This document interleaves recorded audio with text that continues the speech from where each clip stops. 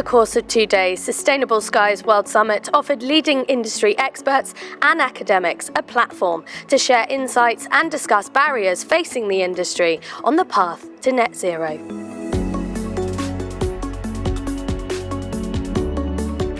The event sparked debate on the journey to net zero and the Jet Zero 2050 target, and on how to make the transition to emission-free fuels and aircraft.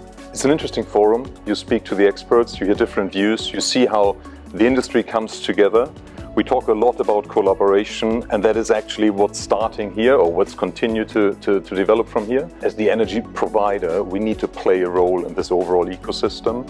We need to raise the concerns, we need to find solutions jointly. It's about supply as well as demand, and we present the supply of it, so therefore it is very important for us. And everyone was aware the stakes could not be higher. To limit global warming to 1.5 degrees above pre-industrial levels, we must reach net zero global emissions by around the middle of the century.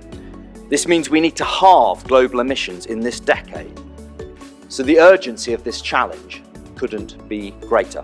Wherever we are in the world, be this at home or here today at Farnborough, we all look up on the same skies, and we all know that we must act, and act fast. Experts from a diverse range of organisations across the aviation industry demonstrated that all sectors have a valuable role to play in achieving sustainability goals. We have been doing effectively sustainable operations for a long while in terms of trying to improve the fuel efficiency of aircraft flying through the UK airspace by shortening routes, straightening routes, reducing holds, all the kind of things that you would do just to reduce the fuel usage and therefore reduce CO2. So I think it's already happening.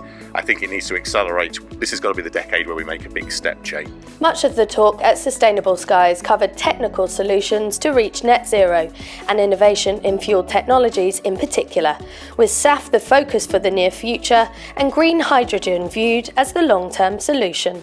SAF per se brings efficiencies in terms of combustion and also most likely in terms of emissions. The thing which I'm the most excited by is hydrogen electric propulsion.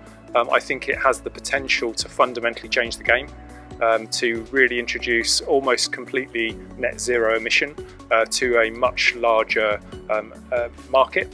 And actually have a really significant impact in our overall goal, which is to enable many more people to enjoy the benefits of flight, but without the environmental impact.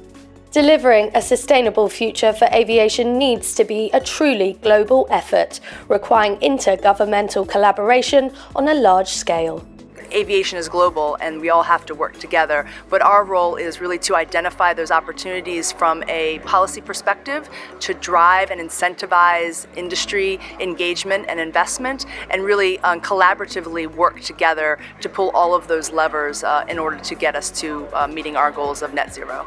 Despite the huge challenges ahead, there was plenty of optimism that the aviation industry is ready and willing to solve them. Recently put forward an ambition statement with the vision to have 10% SAF by 2030, and 100 companies have committed to it. Just to give you an idea, this 10% SAF by 2030 is the equivalent of saving 60 million tons of CO2 per year. This will be the challenge of 2 generations of engineers to really pull off this transition. I would like us to meet the challenge of decarbonizing aviation and further, eliminating the climate impact of aviation, so going beyond decarbonization, thinking about the other life cycle and non-CO2 effects.